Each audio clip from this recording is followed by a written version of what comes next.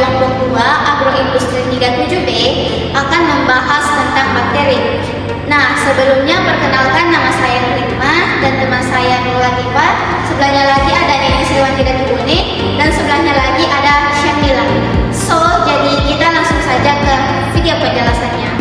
Apa sih itu bakteri? Nah, bakteri merupakan mikrobia prokaryotik uniseluler termasuk Classicomycetes, berkembang biak secara aseksual dengan pembelahan sel. Bakteri tidak berklorofil kecuali beberapa yang bersifat fotosintetik. Cara hidup bakteri ada yang dapat hidup bebas, parasitik, saprofitik, patogen pada manusia, hewan dan tumbuhan. Habitatnya tersebar luas di alam dan tanah, atmosfer sampai 10 km di atas bumi. Di dalam lumpur dan di laut, bakteri mempunyai dasar bulat, datar, dan lengkung. Nah, pada jenis bakteri itu terbagi tiga. Yang pertama ada Eubacteria, yang kedua ada Archaebacteria, dan yang ketiga ada Actinomycetes. Eubacteria atau bakteri berasal dari bahasa Latin, yaitu bacterium. Bakteri merupakan organisme uniseluler, prokariota, serta mikroskopis. Oleh karena itu, bakteri hanya dapat diamati menggunakan mikroskop. Bakteri memiliki jumlah spesies mencapai ratusan ribu atau bahkan lebih. Bakteri ada di mana-mana, mulai dari tanah. Bakteri membantu untuk perlahan-lahan tanah memecah humates dan asam kumat pada tanah. Actinobacteria lebih suka tanah non-asam dengan pH lebih tinggi dari 5 di air dan di organisme lain. Ada juga yang berada di lingkungan yang ramah maupun yang ekstrim.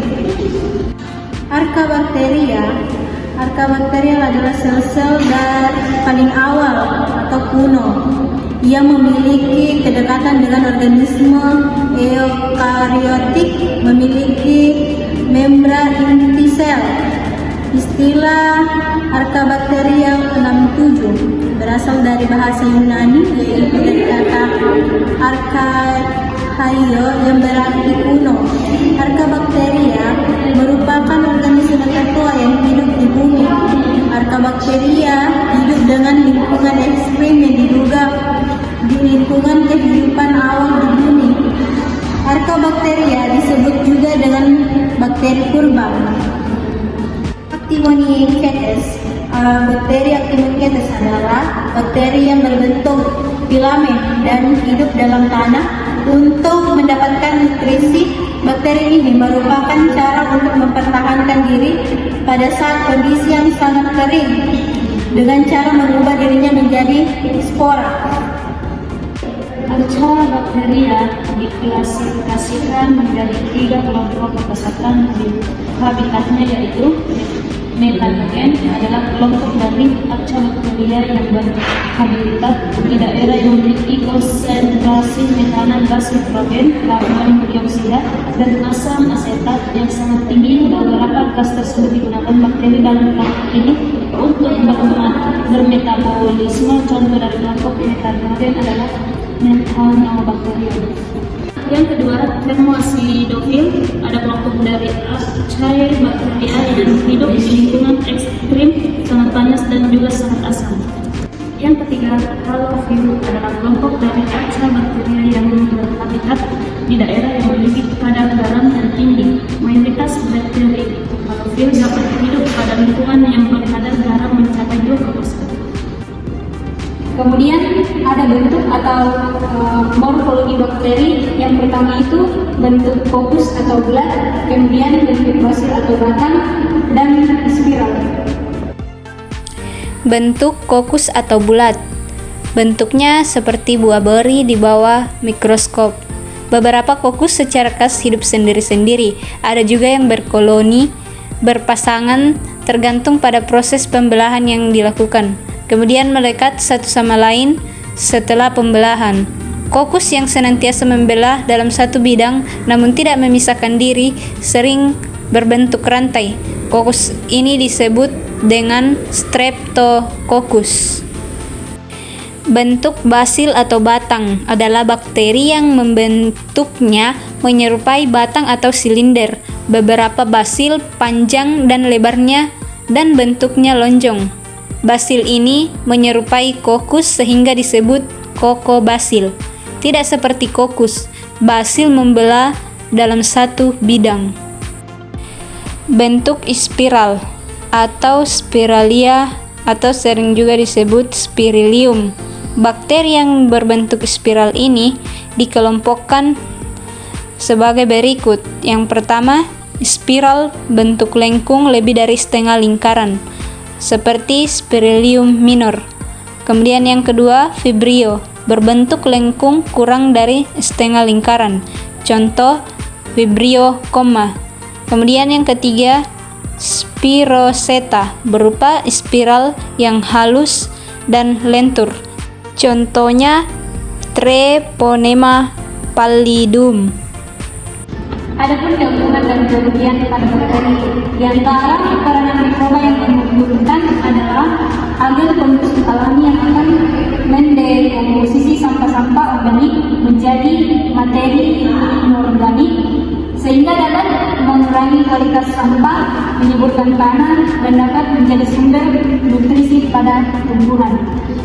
Yang kedua, agen pembusuk di dalam saluran pencernaan alami yang turut membantu mencerna makanan di dalam saluran pencernaan. Kemudian keuntungan yang ketiga itu agen pengikat nitrogen dari udara yang dapat digunakan sebagai bahan nutrien bagi tumbuhan. Kemudian di antara peranan mikroba yang menentukan adalah yang pertama itu penyebab penyakit, baik pada manusia, hewan maupun tumbuhan. Contoh pada manusia yaitu Salmonella, penyebab penyakit tifus pada hewan, matitis pada sapi dan pada tumbuhan. Kemudian menyerang tanaman kubis. Berikutnya penyebab kebusukan makanan. Contoh Mesantepedes, atau menyebabkan kelendiran pada nasi sehingga menjadi busuk. Kemudian yang ketiga adalah penyebab keracunan makanan atau foodborne disease, contoh Salmonella atau keracunan makanan. Struktur bakteri terdiri atas 9 struktur, di antaranya yaitu ada ribosom, ada plasmid, ada membran plasma, ada dinding sel, ada kapsul atau lapisan lendir, ada flagel, ada sitoplasma, ada kromosom nukleoid atau sitoplazma, dan yang terakhir itu ada virus. Membran plasma, lapisan tipis yang membatasi sitoplasma sel bakteri. Membran plasma bersifat selektif permeable, artinya hanya zat-zat tertentu yang dapat melewatinya. Fungsi utama membran plasma adalah mengatur keluar masuknya zat ke dalam dan keluar sel. Dinding sel, lapisan kaku yang terletak di luar membran plasma. Dinding sel memberikan bentuk dan perlindungan pada sel bakteri. Komposisi dinding sel bakteri berbeda-beda tergantung jenis bakterinya. Pada bakteri gram positif, dinding selnya tebal dan tersusun atas peptidoglykan, sedangkan pada bakteri gram negatif, dinding selnya tipis dan tersusun atas peptidoglykan dan lapisan lipopolisakarida. Kapsul atau lapisan lendir, lapisan tambahan yang terletak di luar dinding sel. Kapsul tersusun atas polisakarida atau polipeptida. Fungsi kapsul adalah melindungi sel bakteri dari kekeringan, fagositologis oleh sel darah putih, dan serangan virus. Lapisan lendir lebih tipis dan tidak terstruktur dibandingkan dinding kapsul. Plasmid, molekul DNA sirkuler kecil yang terletak di sitoplasma. Plasmid mengandung gen-gen yang memberikan sifat-sifat tertentu pada bakteri seperti resistensi terhadap antibiotik. Plasmid dapat berpindah dari satu sel bakteri ke sel bakteri lainnya melalui proses konjugasi. Ribosom, organel kecil yang berfungsi sebagai tempat sintesis protein. Ribosom bakteri lebih kecil daripada ribosom eukariotik. Filus, struktur rambut halus yang terletak di permukaan sel bakteri. Pilus berfungsi sebagai alat perlengketan pada permukaan sel inang dan juga berperan dalam proses konjugasi. Kromosom molekul DNA sirkuler besar yang mengandung informasi genetik bakteri. Kromosom bakteri terletak di daerah nukleoid, sirkular DNA, daerah di sitoplasma yang mengandung kromosom bakteri. Nukleoid tidak dibatasi oleh membran sitoplasma, cairan yang mengisi ruangan di dalam sel bakteri. Sitoplasma mengandung berbagai macam molekul seperti enzim, protein, dan RNA. Flagel, struktur seperti cambuk yang berfungsi sebagai alat gerak pada bakteri. Flagel bakteri tersusun atas protein flagellin. Jumlah dan posisi flagel berbeda-beda tergantung jenis bakterinya. Itulah penjelasan mengenai bakteri dari kelompok kami. Sekian dan terima kasih. Mohon maaf jika ada salah kata. Wabillahi taufiq wal hidayah. Wassalamualaikum warahmatullahi wabarakatuh.